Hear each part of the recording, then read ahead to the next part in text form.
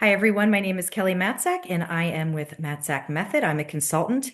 And what I do is I help individuals and businesses work with their vision, clarify what their vision is and what they want to get done, help build a strategy, and make it happen. I'm excited to speak with you all today and share some information about myself and to get to know you. So, a little bit about me. Before I dig into that, I want to say thank you to Brenda and Ryan. Brenda is my contact here that I first met when joining this group, and she's fabulous. And I know she's a woman that gets things done. So, super exciting to be involved with women like that. I also want to say a special thanks to Ryan Patton. He's the guy that introduced me to the women's group, which I find fantastic. Total fan. Known him for, gosh, maybe close to 2 decades now. I love that he empowers women to connect with other women and supports them. So thank you so much for that. A little bit about me. Why I love these women's groups is because a woman changed my life in my 20s. She was so fabulous and planted so many seeds that I never knew would come to fruition. It led me to a path of almost 30 years in leadership. So, in my younger years, I was about 20, and she helped me become a director at a university press in Erie, Pennsylvania. She mentored me, she gracefully guided me, she showed me the ropes and planted seeds that I couldn't even understand that she was planting. And I was a shy, quiet, young woman, not the highest self-esteem, we could say. And she really helped mold me into something that I never thought I could become. From there, I was a chief communications officer for about 13 or 14 years in Palm Beach County for a not-for-profit. And I did their fundraising, special events, graphic design, social media, marketing, working with their board, all kinds of things that I learned, and a lot of tech too. After that, I spent time in a Fortune 100 company. I was a senior tech success consultant, and I also was a director of strategic development. So basically, what that means is I used to go work with financial advisors to help them grow their business, whether it be looking at where things are working or not working and pushing in those areas, helping them with social media and relationships and growing those businesses. And I also helped create a financial planning team and got the messaging ready for that, pushed the program out and got it up and running and was able to measure its success. So that was super cool.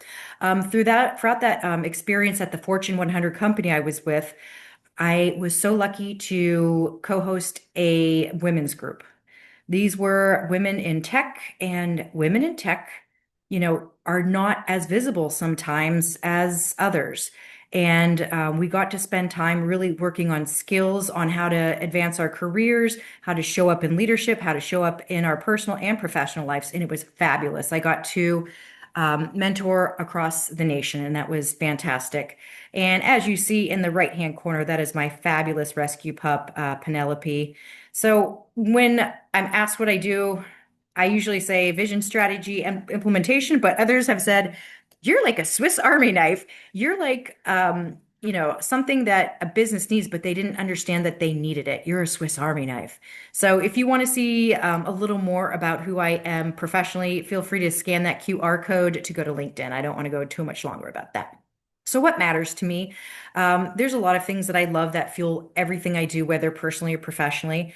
I am a huge fan of Shriners. I actually am a Shriners kid. They helped my family. For a second time, I experienced a bone tumor that was eating my leg away. My bone almost was, disappearing. And they took part of my hip and put it in my leg, to say it quite frankly. And they were such a beautiful, kind, wonderful organization that was so caring and so kind. I come from a family of 8. That surgery could have devastated my family. I come from a family of entrepreneurs and business owners. So that changed my life, and I'm a big believer in what they do. Also, I'm a huge fan of Tri-County Animal Rescue. I love running, as you can see in the upper right-hand corner. That was before the half marathon, not at the end, which is funny because I never pictured myself being a runner, especially with all my surgeries on my legs.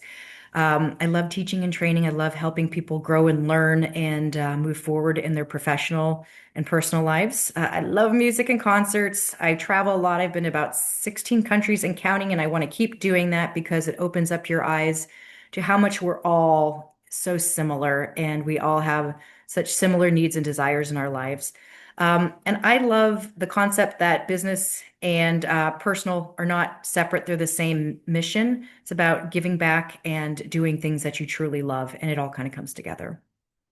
So, this presentation does relate to mortgage professionals, whether you're a realtor, a mortgage broker, any of that area, but this can apply to anything else, personally or professionally. So, if you're working for yourself, sometimes you're going to have that experience that maybe your leads have dried up.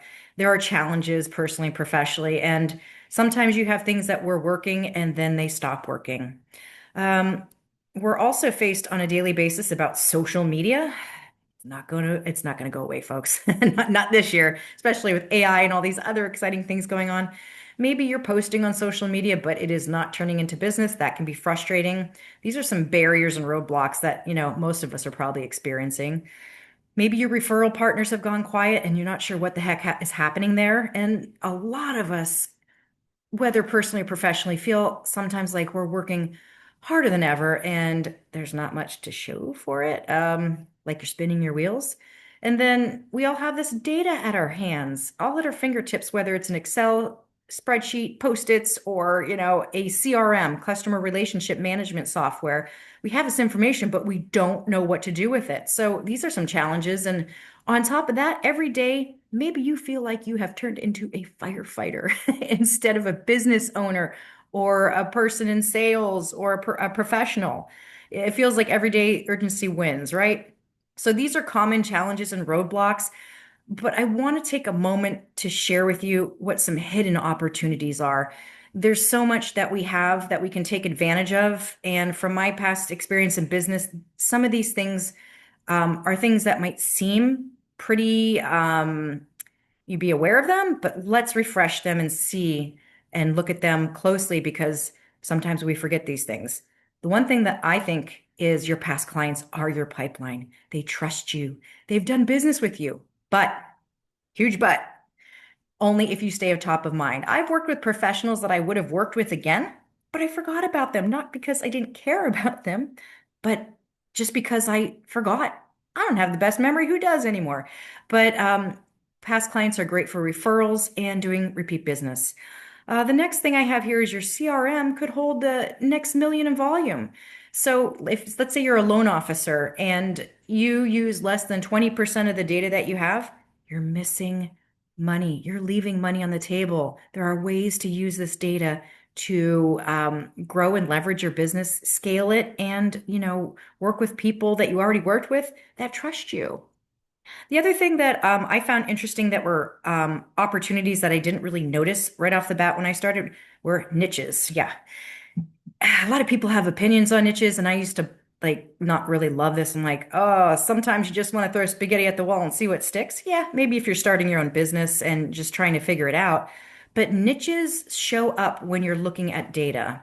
I remember when I started my business out, I thought my ideal market was maybe women in their 40s, divorced. I had this whole thing, and I used my money to advertise to them. It did not work because they were not my market. So the data and the opportunities that you have can be seen when you have that and you look at your data and you analyze it, and then you can re-target yourself to the people who you are really working for and they're working for you. It's a relationship. Not everyone is for you and you're not for them, and that's okay. Also, if you are in the real estate mortgage area, rate watchers, my goodness, not Weight Watchers, rate watchers. They are wonderful warm leads. They're waiting for somebody to help them when the rates shift. They're waiting for someone to hold their hand and say, okay, these are the next steps. They're ready. They're not clients yet, but those are great people to connect with. Also, referral partners. My goodness, those are the best. There should be a system in place for your referrals and your partners. I know I have them, so I thank them regularly and connect with them. Um, those are the best, in my opinion. Staying connected and having them and having a system. And last but not least, some opportunities that I've seen are content. Yeah, we're talking social media, but it's got to be consistent. If you're posting once a month, that really isn't going to do too much. You got to stay in front of people, which I know sounds exhausting, but if you have a plan and knock it out bit by bit, or, I can help with that too, you can outperform the daily noise. So, I'm going to challenge you as a consultant and coach. Action items are things that I love to focus on because that's what gets results. Not talking about it, not learning, but implementing. So, a challenge that you could take on today is calling 5 past clients, not to sell, not to ask for business, not to ask for referrals, checking in and seeing how they're doing. Genuine. Listen, maybe their kids are graduating from college. That'd be something, good to note and just to hear about and see what they're going through. Because it's really about relationships. Asking a referral partner to lunch. Once again, listening more than you can talk, building a relationship with them. Picking a niche to study. I do this very much all the time. Right now, I have committed myself, oh goodness, to 8 weeks of AI courses. I'm good at AI, but I want to be an expert and I know it's moving fast and I know that I want to dig deep into that. So it could be small, it can be a big goal, but the smaller the better. It's much more better in bite-sized chunks. You could do 15 minutes of some kind of education every morning or every day before bed. We are all scrolling on social media. We might as well make it educational, right? Another thing that I could challenge you to is looking at your CRM. Take an hour and see what data's in there. Whether your CRM is a formal software package, maybe it's an Excel spreadsheet, maybe it's Post-its. Look at that data and see if there's something you can do for it. Another thing that you could do is write a 30-second video. You can educate your clients and potential clients. I think when you educate, it builds trust, it shows you care, and that you know what you're doing. So you could do that consistently. And there's tons of topics that don't have to be lengthy. You can just give one tip or tidbit. And then another opportunity that you can do to create some return on investment is sending an email. It doesn't have to be long. We all don't have that attention spans to read all those long emails anyways. So send an email regularly about a topic and just stay in front of people and keep connecting. So those are 6 tips that you can do immediately to help grow your business that will create results, especially if you repeat them over time. So I know I describe myself as a Swiss Army knife, and here are some of the blades. When I help people, I usually just listen first off the bat, find out if we're a good fit for each other. I listen to your vision, your challenges. I usually ask for more information. And then after that, if we're a good fit, we figure out what we want to accomplish, what the steps are, and get it done. Sometimes this is a lot of my work that I help with, whether it's a website rebuild, refresh, update, or doing all the nitty-gritty that business owners probably should not be doing by themselves anyways. I'll do branded collateral too. I have an art background as much as technology. So my undergraduate was actually graphic design. That's how I originally got in and was mentored by that wonderful woman mentor. Social media, a lot of experience there too. So that usually plays a big part in a lot of people's goals. And technology, that's something that we're all, gearing up to be using efficiently. I used to teach CRM, customer relationship management software. I love technology and I can help you embrace it instead of not love it, or I can have it done for you. And I also work with individuals in coaching. I help you clarify your vision, get a strategy going, and make it happen. So that's the essence of what I do. I'm not going to get into too much detail, but I help you get stuff done. The most important thing, though, I think about these groups is connecting. So if you feel that you would like to stay connected, you can always book a discovery call with that QR code on the left. Or if you want to connect on social media, I have my 4 social media QR codes there, or you can just click on my website and that will connect you directly to all of them anyways. So take your choice. And I'd love to connect. If we're a great fit, awesome. If we're not, hey, we have a new friend. That's good. And just remember that inaction is still a decision. So those challenges that I gave you, make it happen. Just one small step. It will get you closer and closer to your goals. And here's my contact information at the bottom. And I am looking forward to building even more with you.